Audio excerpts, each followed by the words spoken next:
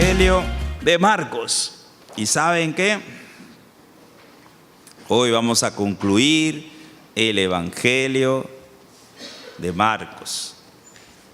Vamos a terminar de escribirlo. ¿Sí? ¿Saben también? Hace un año empezamos a estudiar el Evangelio de Marcos. El 10 de septiembre empezamos, exactamente después que vinimos del campamento, comenzamos a estudiar el Evangelio de Marcos. Exactamente hace un año llevamos en el estudio. Claro, no lo predicamos todos los domingos, pero llevamos un año en el estudio del Evangelio de Marcos. 10 de septiembre del año pasado a hoy, 3 de septiembre de este año. 2 de septiembre. Ya me adelanté en el tiempo.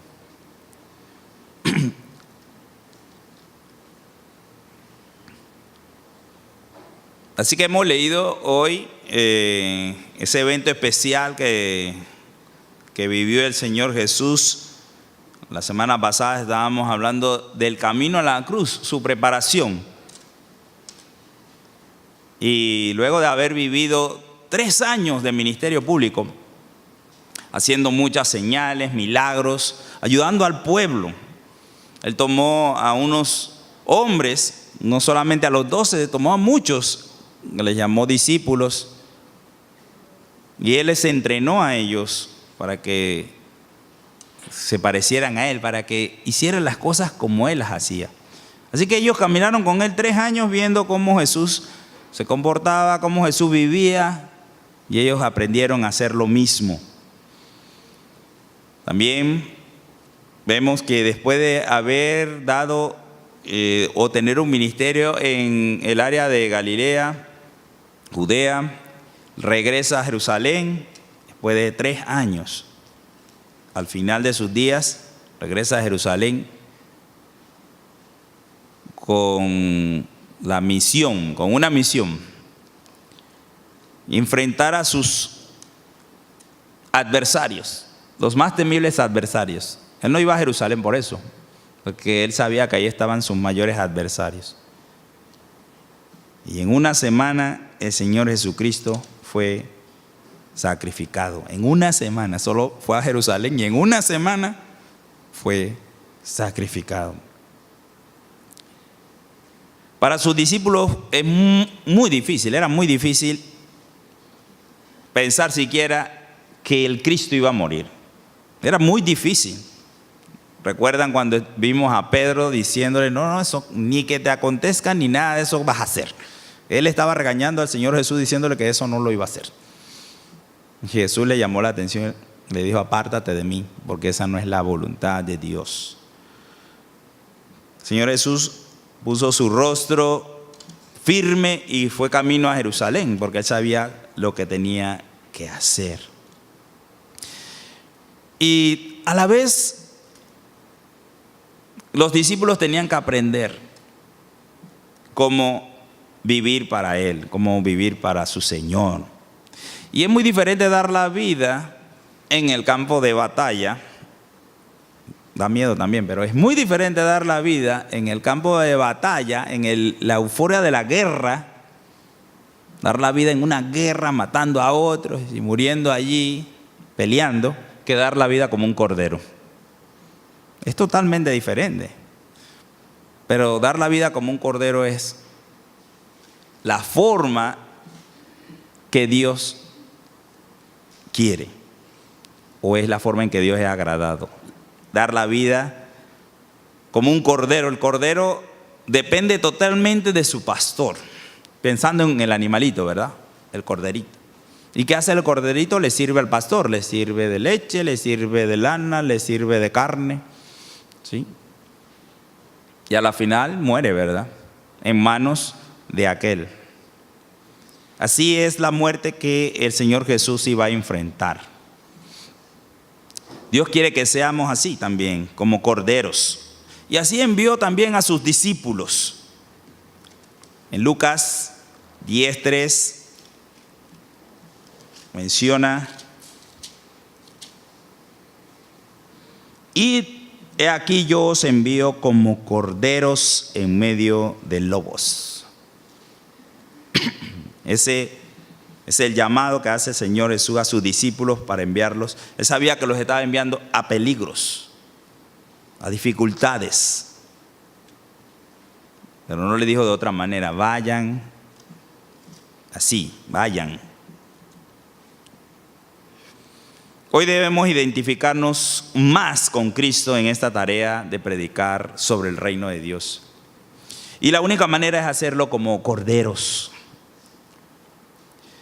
Estamos en un mundo de hombres que se aman a sí mismos, son soberbios, eso lo vimos la semana pasada, que son bastante airados.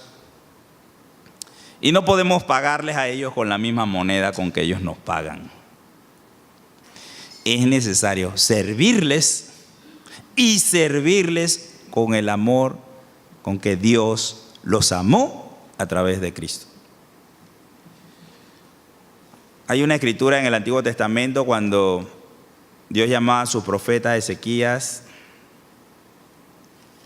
Ezequiel, que diga, que Ezequiel 2.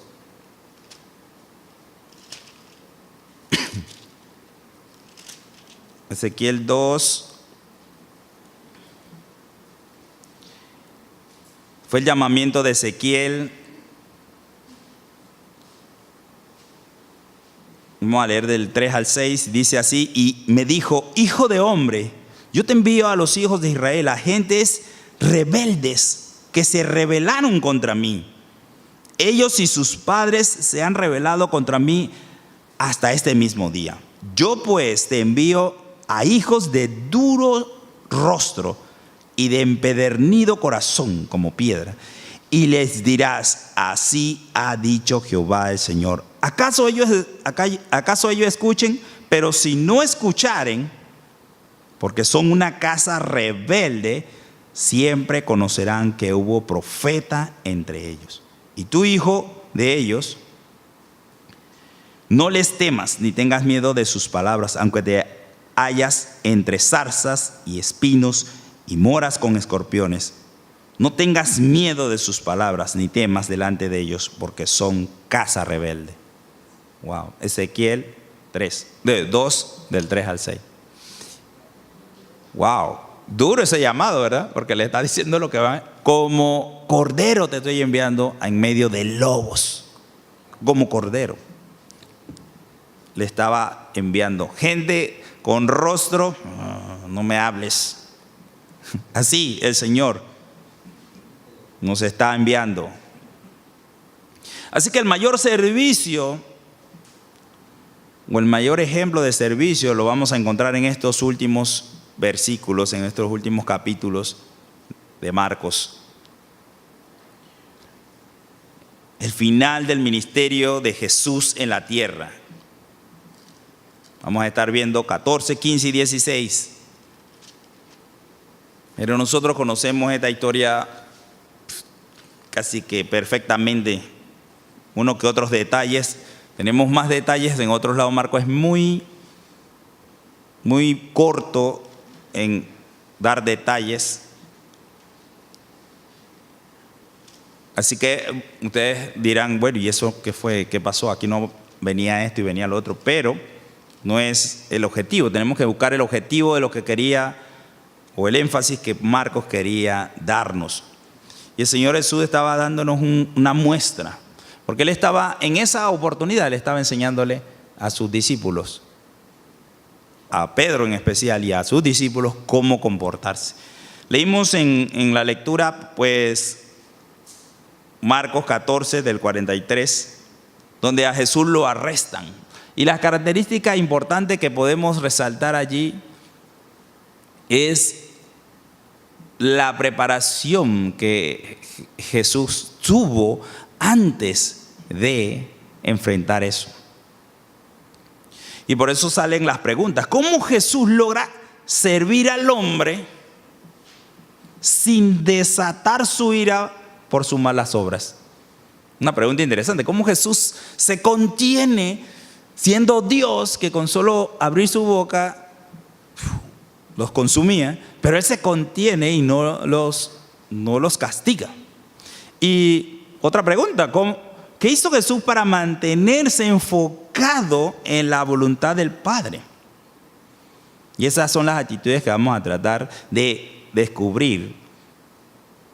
¿Qué actitud aprendemos de Cristo al experimentar toda la afrenta que Él vivió? Él estaba preparado. En primer lugar, Él estaba preparado para enfrentar esto. ¿Dónde vimos esa preparación? Pues en el capítulo 14, pero allí, antesito, ¿verdad? Del 32 al 41. Él estaba preparado. ¿Qué vivió allí en ese momento? La semana pasada lo vimos. Fue un momento de oración. Cuando vamos a enfrentar la prueba, debemos estar en oración. Si leemos allí, dice que el 14:32 dice: vinieron pues a un lugar que se llamaba Getsemaní y dijo a sus discípulos: sentaos aquí, entre tanto que yo oro. Pero tomó consigo a Pedro y a Jacobo y a Juan y comenzó a entristecerse y a angustiarse. ¿Qué cuadro este? Porque venía una hora difícil, una prueba difícil para él. Estaba angustiado el Señor. Pero él sabía que la única forma de sobrellevar ese momento era orar. Pero descubrimos la semana pasada que él oró 3 veces y la oración de Jesús sincera al Padre que todo lo puede hacer y todo lo puede hacer de la mejor manera, le pide: Señor, pasa de mí esta copa.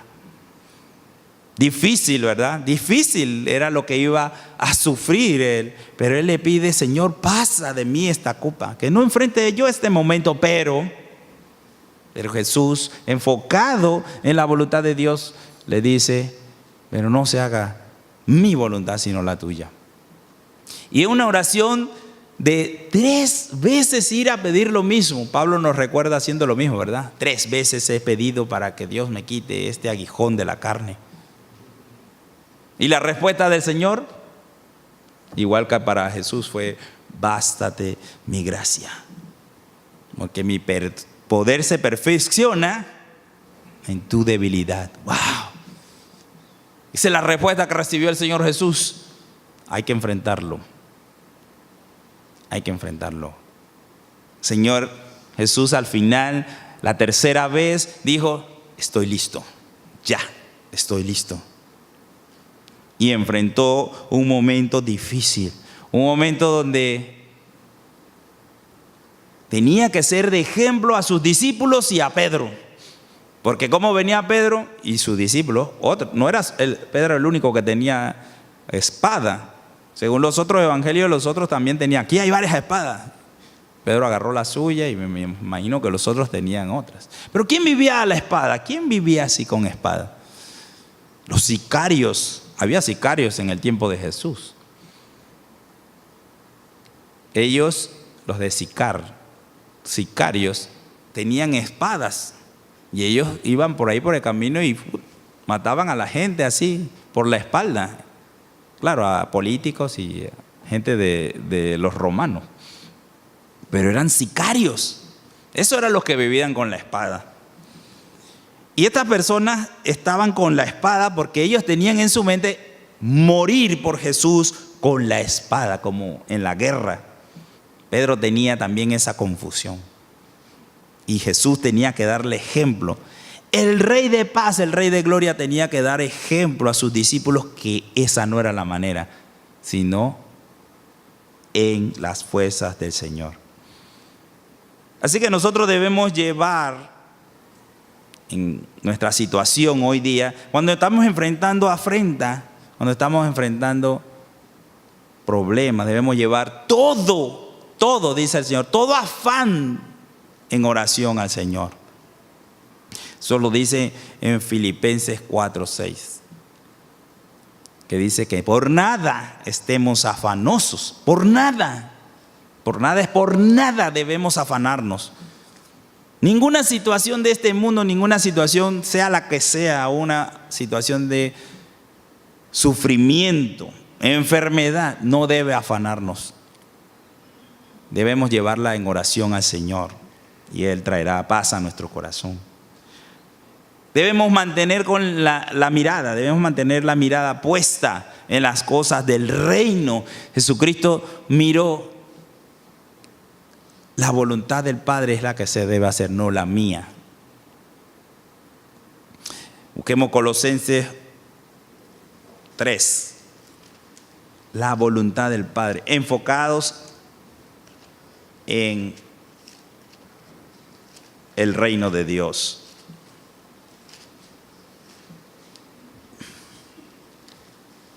Alguien en la puerta.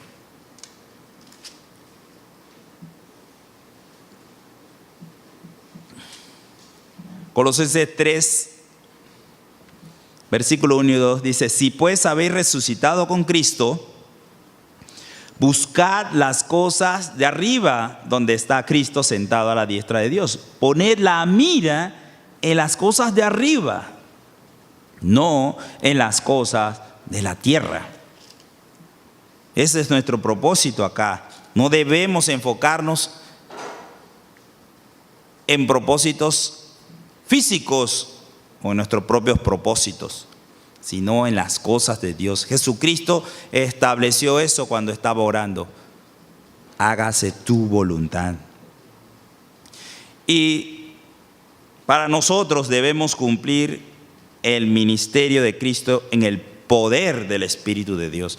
Jesucristo era Dios, claro está, pero lo que Él vivió y sufrió y experimentó en ese momento era en el poder de Dios. Él pudo enfrentar esa situación que Él se avecinaba porque Él estaba en Dios, había orado a Dios. Ahí mismo en Colosenses también, capítulo 1, versículos 24 al 29 dice: ahora me gozo en lo que padezco por vosotros y cumplo en mi carne lo que faltaba de las aflicciones de Cristo por su cuerpo, que es la iglesia, de la cual fui hecho ministro según la administración de Dios que me fue dada para con vosotros, para que anuncie cumplidamente la palabra de Dios, el ministerio que hacía Cristo, el ministerio que había estado oculto desde los siglos y edades, pero que ahora ha sido manifestado a sus santos, a quienes Dios quiso dar a conocer las riquezas de la gloria de este misterio entre los gentiles, que es Cristo en vosotros, la esperanza de gloria, a quien anunciamos amonestando a todo hombre y enseñando a todo hombre en toda sabiduría, a fin de presentar perfectos en Cristo Jesús a todo hombre, para lo cual también trabajo luchando según la potencia de Él, la cual actúa poderosamente en mí. ¿Qué potencia es esa? El Espíritu de Dios. Solo podemos hacer el ministerio de Jesucristo o continuar el ministerio de Jesucristo aquí en la tierra en el poder del Espíritu de Dios. No se puede hacer de otra manera. No se puede hacer en nuestras fuerzas. Solo Jesucristo puede vivir la vida de Cristo. Solo Él. Ahora veamos que ahí en Marcos, ¿qué enfrentó Jesucristo en ese momento? Pedro reacciona. Bueno, lo primero que enfrentó fue a Judas. Y el Judas que se acerca y le da un beso. Todavía hasta lo último Judas fue un hipócrita, ¿verdad? En ese momento dándole un beso al maestro. Y lo había vendido por dinero. Eso le debe doler a él, ¿verdad? 3 años con una persona allí. Pero Jesús no se enfocó en eso, dolores, cosas. No, eso no es. Esto es parte de la voluntad de Dios. Así debía ser. Así estaba escrito que uno de sus discípulos le iba a traicionar. Él sabía eso perfectamente. Él no se enfocó en eso terrenal. Ay, me hirieron, mi corazoncito. No, él enfrentó eso. Lo segundo que enfrenta es a un Pedro reaccionando violentamente. Otra hora estaba Juan también haciendo lo mismo, ¿verdad? Cuando Jesús iba hacia Jerusalén, pasa por Samaria y no lo reciben. Y Juan dice, ¿quieres que pida que baje fuego del cielo para que los consuma a todos? ¡Wow! Y Jesús dice, ¿qué pasa? Eso no es, a eso yo no vine. ¿Cómo? ¿A matar gente? Pero Pedro tenía un arma en su mano. Un arma para asesinar a alguien. Gracias a Dios no asesinó a nadie. Solo le cortó la oreja a una persona. Hizo daño a una persona. Y una que no tenía arma. Un siervo del sumo sacerdote le corta la oreja. Aquí en Marcos no aparece lo que hizo Jesús. Pero sabemos que Jesús sanó al siervo del sumo sacerdote, que hasta el nombre ustedes se lo saben, ¿verdad? ¿Saben cómo se llama el siervo? Tienen que leer la palabra de Dios. Se llamaba Malco. Malco se llamaba. La Biblia, hasta el nombre de ese hombre que le cortaron la oreja, que era testimonio de cómo es que se debe actuar. Él dijo, en paz. Yo todo el tiempo estuve delante de ustedes, pero vienen ahora con palos y piedras acá a buscarme, como si fuera un maleante. Lo podían haber agarrado en el día, llevárselo y todo, pero no lo hicieron así. Pero él dijo, ¿para qué sucedan estas cosas? Para que se cumpliese toda la Escritura. Así que Jesús estaba listo. Después de haber pasado ese momento, Jesús estaba listo para enfrentar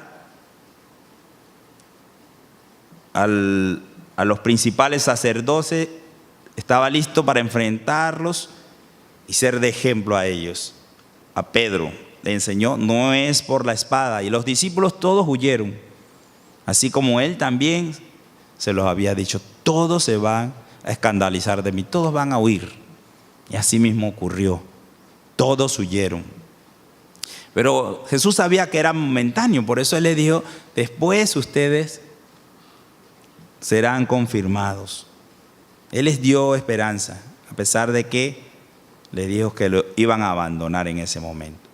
Así que en primer lugar sabemos que Jesús estaba preparado porque él estuvo en oración todo el tiempo. ¿Qué le dijo Jesús a Pedro antes que sucediera esto?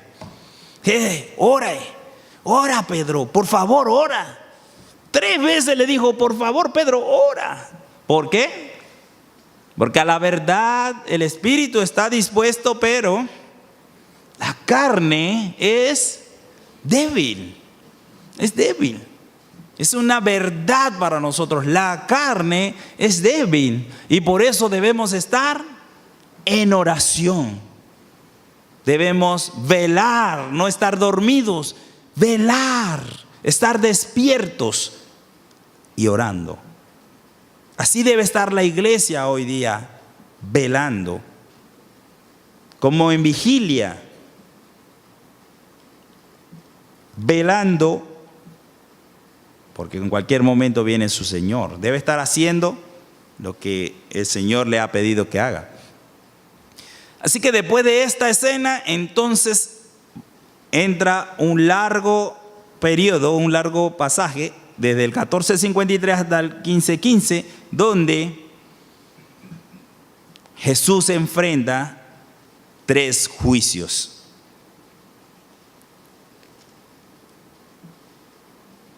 Tres juicios. El primer juicio que enfrentó fue con los sumos sacerdotes y el Sanedrín, con el concilio que le llamaban. En este concilio lo que ellos estaban buscando era acusarle de cualquier manera. Eso lo conocemos. Buscaban falsos testigos.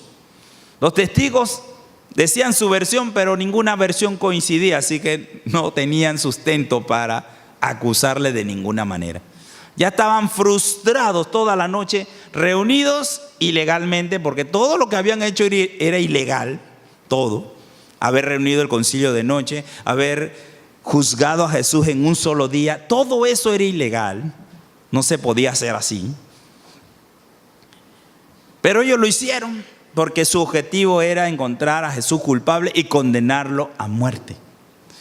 Y después de tantas cosas, Pues yo creo que Dios inspiró al sumo sacerdote para que le preguntara a Jesús esto. Y le pregunta: ¿eres tú el Hijo del bendito? Y Jesús rápidamente contesta. Porque a todas las demás acusaciones, a los falsos testimonios, él no dijo nada. No abrió su boca. Pero cuando le preguntó la verdad y le dijo: ¿tú eres el Hijo de Dios? Y él respondió: yo soy. ¡Wow! Qué cosa, ¿verdad? Ellos se verán, ¿para qué gastar tiempo buscando falsos testigos y todo lo demás? Le hubieran preguntado: ¿tú eres el Hijo de Dios? Inmediatamente. Y Jesús contesta: yo soy, porque era verdad. Ellos no se detuvieron ni a analizar si la respuesta era cierta o no. Ellos nada más dijeron esto. ¿Qué más necesitamos? El sumo sacerdote hace su ceremonia de indignación, rompe su vestido y dice: es digno de muerte por lo que ha dicho. No que era el Mesías, sino que se había hecho hijo de Dios. Para ellos eso era indigno. No encontraron nada, pero él solo se mantuvo callado. Si enfrentamos nosotros como siervos de Dios a las autoridades, entonces sigamos el consejo que el Señor Jesús les dijo a sus discípulos. Allí en Marcos 13:11, Él les dio un consejo también a ellos y les dijo: pero cuando os trajeren para entregaros, no os preocupéis por lo que habéis de decir, ni lo penséis, sino lo que os fuere dado en aquella hora, eso hablad, porque no sois vosotros los que habláis, sino el Espíritu Santo.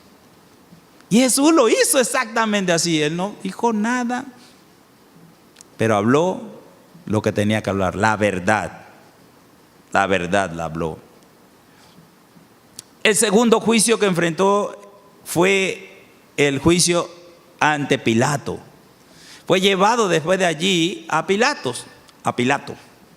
Y Pilato, pues, acá es una versión muy corta de lo que sucedió con Pilato.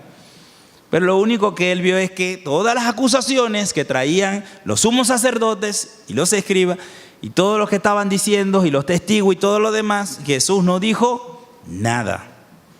Nuevamente, Pilato le pregunta: ¿eres tú el rey de los judíos? Y él responde con una frase que no es directa, pero que significa lo mismo: tú lo has dicho. Sabemos que en los otros evangelios hablan mucho más cosas, pero aquí solo Pilato está maravillado de que Jesús no responde nada a las otras acusaciones. Y él le pregunta: ¿eres el rey de los judíos? Él le responde: tú lo has dicho. No encontraba ningún delito sobre esto, pero Pilato era un político. Servía a la corona, ¿verdad? Al César. Y su posición es política. Así que lo que él actuara sería en función de lo que el pueblo dijera o de la situación que se estuviera dando. Porque él era el regidor, pero él no tenía nada, no quería nada con los judíos. Él odiaba a los judíos. Todo lo que él hacía era para mal de los judíos. Para él los judíos eran molestosos. Siempre lo metían en problemas. Es más, históricamente los de Samaria hicieron algo, trataron de llegar a un lugar y hacer unas excavaciones para encontrar unas copas sagradas que ellos estaban buscando, y Pilato mandó un ejército y los mató a todos. Y por esa acción lo botaron, porque ellos se quejaron y dijeron: este hombre, ¿qué hizo? Matando a nuestro pueblo, y lo destituyeron. La historia dice que Pilato iba hacia su juicio para allá del César y se murió el César, o Herodes, no sé quién era en ese momento. Así que a Pilato le obligan a suicidarse. Así cuentan por allí la historia, ¿verdad? Pero un hombre que odiaba a los judíos. No era un hombre suave, tranquilo, de repente usted lo ven justo. Pero este hombre también era una persona puesta por Dios en ese momento. Y él iba a hacer solo lo que Dios en ese momento había designado para él. Y lo que él hizo fue injusticia en ese momento. ¿Por qué? Sabiendo que Jesús era inocente, no lo deja libre. No pudo dejarlo libre porque él era político. Tenía que responder a las necesidades del momento, que no se le armara un alboroto allí. Así que Pilato lo que hace es, en cierta manera, poner a Jesús delante del pueblo. Este es el tercer juicio que enfrenta Jesús, delante del pueblo. Y en estas fiestas de las Pascuas, era común que se soltase a uno. Y había uno allí, uno de ellos, un hombre llamado Barrabás, que en algunos evangelios dice que es un asesino, otro que es un revolucionario, de diferentes maneras lo mencionan. Acá también Marcos lo menciona como un asesino. Entonces, pusieron a Jesús, pusieron al pueblo a escoger entre. Es también indignante esto. Jesús, que no tenía nada, ninguna falta, nada, era inocente, lo ponen contra un asesino. Ahí, escojan quién es el mejor. Y él les sugiere, ¿qué vamos a hacer con el Cristo? Pero dice la Escritura que los líderes religiosos incitaron al pueblo a que pidieran por la liberación de Barrabás. Y cuando le preguntan al pueblo, ¿qué hacemos? ¿Qué hago con el rey de los judíos? Crucifíquenlo. Sabemos, hay más detalles en el otro evangelio, estudienlo. Él se lava las manos y se lo entrega a ellos a muerte. Fueron los tres juicios que enfrentó Jesús y vemos su reacción. Así que aprendemos de todo esto que en cuestión de hacer la voluntad de Dios y enfrentar las autoridades, algunas veces, o no, si no todas las veces, vamos a enfrentar injusticias. Va a ser injusto. Y seguro que los discípulos y los cristianos del primer siglo enfrentaron juicios injustos y matanzas injustas. Pero ellos estaban tan tranquilos porque lo mismo enfrentó Jesucristo, juicios injustos. Y hoy día nosotros tenemos que tener esa actitud, estar tranquilos, porque el Señor es el que va a hablar por nosotros y es el que nos va a defender en todo caso. Vamos a encontrar esas situaciones en el trabajo, en la escuela, en la universidad, en todo lugar. Vamos a encontrar situaciones injustas. ¿Y qué vamos a hacer? Permanecer callados. Difícil, ¿verdad? Ser el cordero y enfrentar esas situaciones callado. Y esperar que el Señor nos dé palabra, la palabra correcta para hablar. Y no estar defendiéndonos y pataleando y haciendo. ¿Por qué Jesús no abrió su boca? Porque cualquier cosa que él hubiera dicho, hubiera parecido que algo de eso, hubiese parecido que algo de lo que estaban diciendo era cierto. Lo que le acusaban era de querer destruir el templo y en 3 días levantarlo. Claro, cosa loca, ¿verdad? Pero él no estaba hablando de eso. Él está hablando de su cuerpo, lo sabemos. Pero para nosotros, cualquier situación injusta que enfrentemos en trabajo, en cualquier situación, debemos permanecer callados como corderos. En tercer lugar, vamos a ir rapidísimo, escarnio.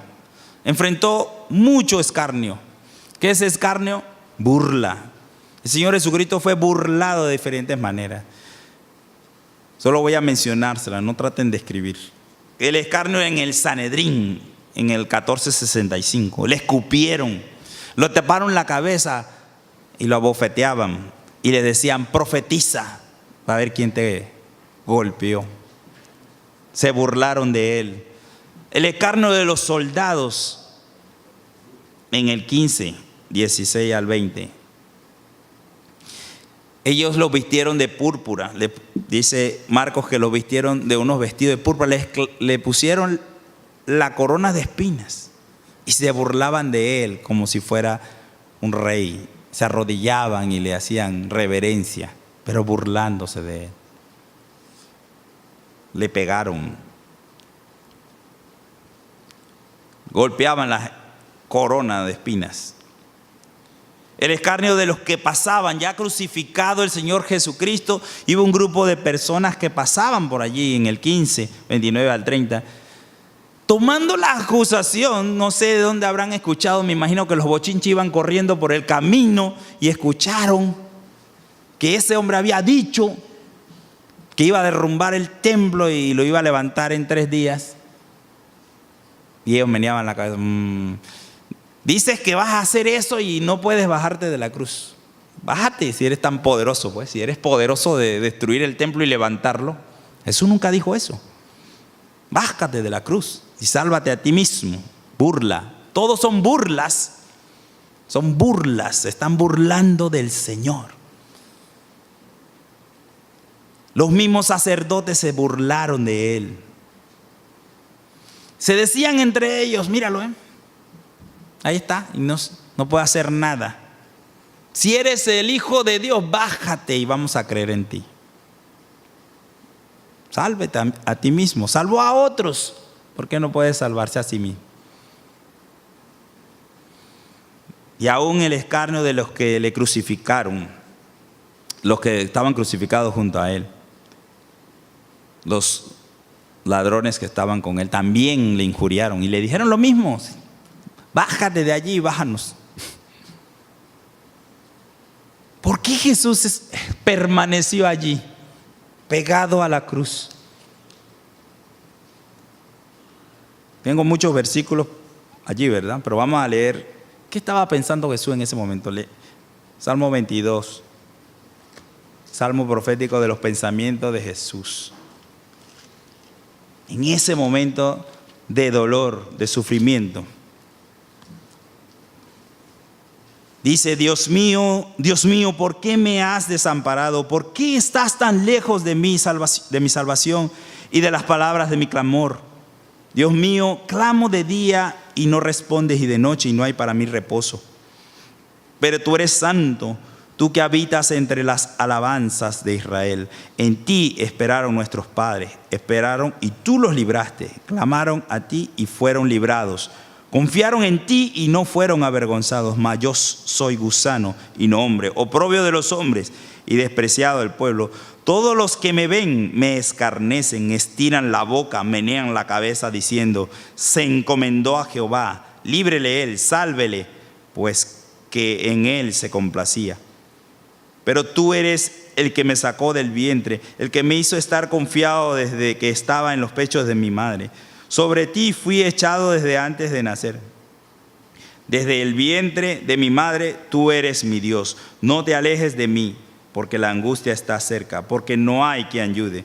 Me han rodeado muchos toros, fuertes toros de Basán me han cercado. Abrieron sobre mí su boca como león rapaz y rugiente. He sido derramado como aguas y todos mis huesos se descoyuntaron. Mi corazón fue como cera, derritiéndose en medio de mis entrañas. Como un tiesto se secó mi vigor y mi lengua se pegó a mi paladar y me ha puesto en el polvo de la muerte.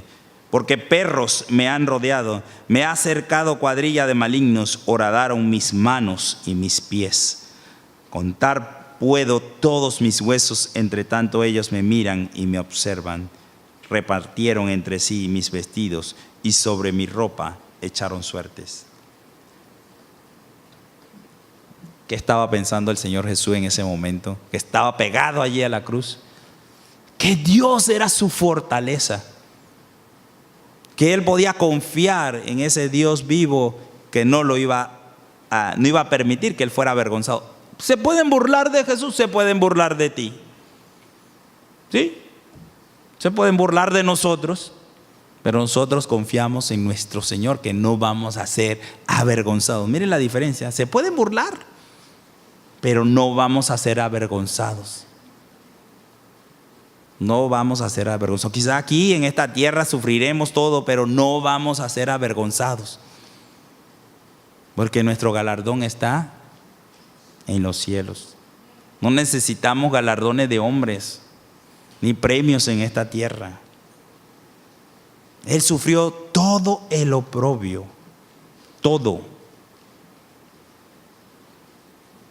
Él sufrió todo el escarnio.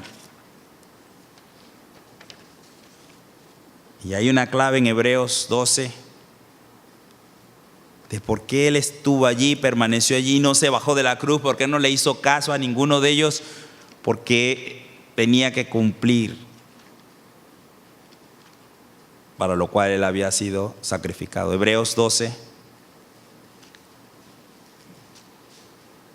versículo 1 y 2, o el versículo 2 precisamente.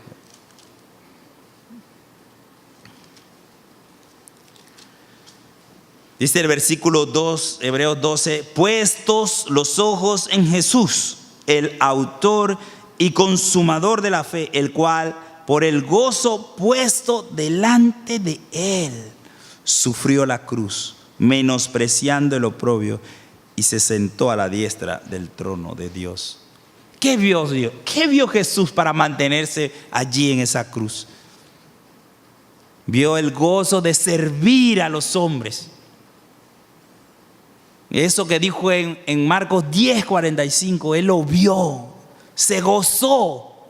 Está en el oprobio, pero se está gozando de que por su muerte los hombres iban a ser liberados. Los hombres iban a poder alcanzar salvación. Esa es la manera en que nosotros debemos vivir. Viendo lo que esas personas a las cuales les servimos, aunque nos estén dañando, aunque nos estén calumniando, aunque nos estén diciendo tantas cosas feas, el gozo de que uno de ellos, por lo menos uno de ellos, se va a salvar. Esa es nuestra esperanza, que nuestro trabajo no es en vano. No es en vano.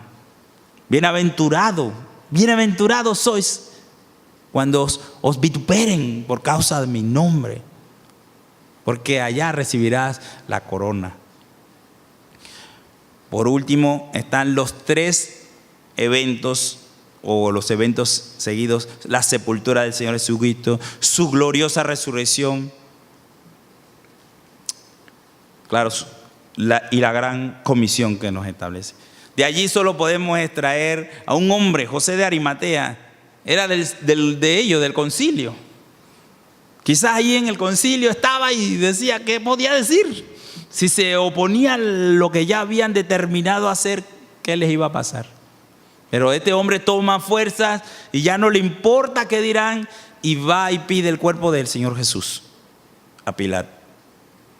Era un hombre con recursos, era un hombre de dinero, era del concilio, tenía recursos. Y pone al Señor Jesús en una tumba, pero no cualquier tumba, una tumba de ricos, una tumba labrada en una piedra. Allí lo deposita. Era un hombre de recursos, pero fue un hombre valiente, no importó su posición, y hizo de tomar al Señor, de identificarse con Cristo y servirle. Luego vinieron unas mujeres. El domingo en la mañana querían ungirlo, pero estas mujeres encuentran el sepulcro abierto. ¿Por qué ellas querían ungirlo? Porque no pudieron hacerlo cuando enterraron al Señor Jesús. Pero recuerdan, había una mujer que sí se había adelantado, una mujer que llegó y derramó un perfume, y él dijo: esta mujer se ha adelantado y me ha ungido y preparado para mi sepultura.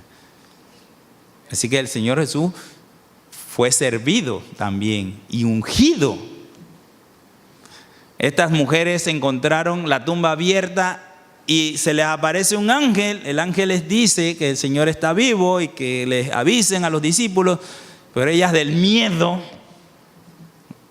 huyen y no dicen nada. Pero luego el Señor Jesús se le aparece a María Magdalena, una de esas mujeres, y le encomienda la misión: ve y dile a los discípulos. Y ella va y lo hace, y los discípulos no le creen.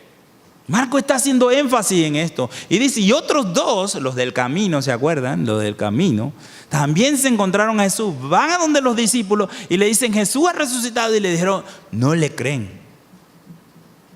Wow. Qué escena. Marcos está haciendo énfasis en eso. Y el Señor Jesús se aparece en medio de ellos y los regaña. ¿Por qué no creyeron? Pero a veces es cuando nos enfocamos en la situación, en el oprobio, en la tristeza, en el dolor, olvidamos las promesas del Señor. Se nos olvidan las promesas de Dios y solo vivimos tristes y no queremos escuchar nada, solo nos deprimimos ahí. No es la vida que Dios quiere que vivamos, sino que vivamos en fortaleza y en las promesas. Marcos hace ese énfasis. Luego viene la comisión. Eso es lo último que sucede, pero tenemos que hacer preguntas. ¿Conocen, después que hemos estudiado tanto a Marcos, conocen ustedes la causa de Cristo? ¿Conocen la causa de Cristo por lo cual Él vivió? En el campamento estuvimos estudiando, ¿verdad? La causa de Cristo. ¿Están dispuestos a continuar el ministerio de Jesús pese a lo que pase? Amén. Porque no, el que quiere continuar la causa de Cristo le va a pasar lo que le pasó a Jesucristo. Va a recibir oposición. Va a recibir oposición. En el campamento vimos estas cosas, ¿verdad? Y vimos que eran tres, como un trípode. Las tres cosas que significan la causa de Cristo. ¿Cuáles eran esas tres cosas? Amor incondicional. Así nos amó el Señor, incondicionalmente. Aún siendo pecadores, Cristo murió por nosotros. Perdón. Y perdón, todo el perdón del mundo. Jesús, el Señor, murió en la cruz del Calvario y perdonó todos nuestros pecados. De la misma manera, yo debo amar incondicionalmente y perdonar cualquier falta que me haga el perdido, a quien yo estoy sirviendo. ¿Y se acuerdan del último? Servir. Marcos 10:45. El Señor no vino para ser servido, sino para servir y para dar su vida por muchos. De repente uno piensa, ay, tengo que morir. Voy a dar mi vida, tengo que morir. Pero puede vivir. Dedicar su vida, dedicación. Dedique su vida a seguir el ministerio de Jesús. Dedique su vida totalmente a cumplir el ministerio de Cristo. Así salieron sus discípulos. Él ascendió a los cielos, dice Marcos, fue recibido en el cielo y se sentó a la diestra del Padre. ¿Y qué hicieron sus discípulos? Salieron a predicar el Evangelio con las señales que les siguen a ellos. ¿Cuáles señales nos deben seguir a nosotros? Amar incondicional, perdonar y servir. Esas son nuestras señales. El Cordero que vino a servir. Así termina Marcos con una exhortación para nosotros de ir y continuar el ministerio de Jesucristo. Y cada uno de nosotros, nos llamó a cada uno de nosotros a predicar el Evangelio, a evangelizar. Y también nos mandó a ser discípulos, a formar personas para el Señor. Ese es el ministerio que Él nos dejó. Predicar y formar discípulos. Las dos cosas tenemos que hacer. Evangelizar, tenemos que hacerlo. Pero también tenemos que hacer discípulos. Y no, ninguno de nosotros puede decir, no, ese llamado no es para mí. Él se lo dijo a toda la iglesia. Y nos ha dado las armas, el poder del Espíritu Santo. Pero solo hay una forma para hacer este ministerio. La forma de servir a esta generación, como dice Filipenses, maligna y perversa. ¿Cómo es? Siendo luz para ellos, amándolos, perdonándolos y sirviéndoles. No hay otra forma, no hay otra forma. Vamos a orar. Padre, te alabamos, Señor, te doy gracias, Señor, por este Evangelio de Marcos y la vida de nuestro Señor Jesucristo, que nos inspira a que en medio de lo oprobio, en medio de la adversidad, nosotros podamos confiar en ti, Señor. Sea la situación que estemos viviendo, sea la oposición que estemos enfrentando, que cada día es peor, pero pese a eso, que sigamos siendo como corderos, como tú, dando la vida por los perdidos, dedicando nuestras vidas a tu servicio, Señor, para salvar a esta generación. En el nombre de Jesús, gracias, Padre, te pido por la iglesia para que tome de ejemplo la vida del Señor Jesús, que después de haber sufrido todo, el escarnio, los burlas, los golpes, los maltratos, el haber sido desfigurado, el Señor lo levantó y ahora está en la gloria. Ahora está delante de nosotros, Señor, dándonos la esperanza, intercediendo por nosotros, siendo nuestro abogado. Qué mayor ejemplo de gloria, porque en esta tierra no llevaremos gloria sino allá en los cielos. Ayúdanos, Señor, a enfocarnos en las cosas de arriba, a poner nuestras miradas en esa morada celestial y no en esta morada terrenal que es corruptible, que se puede perder. Gracias, Señor, por todo lo que hiciste en la cruz del Calvario, por derramar tu sangre preciosa por mí. Te alabamos, Señor. Amén.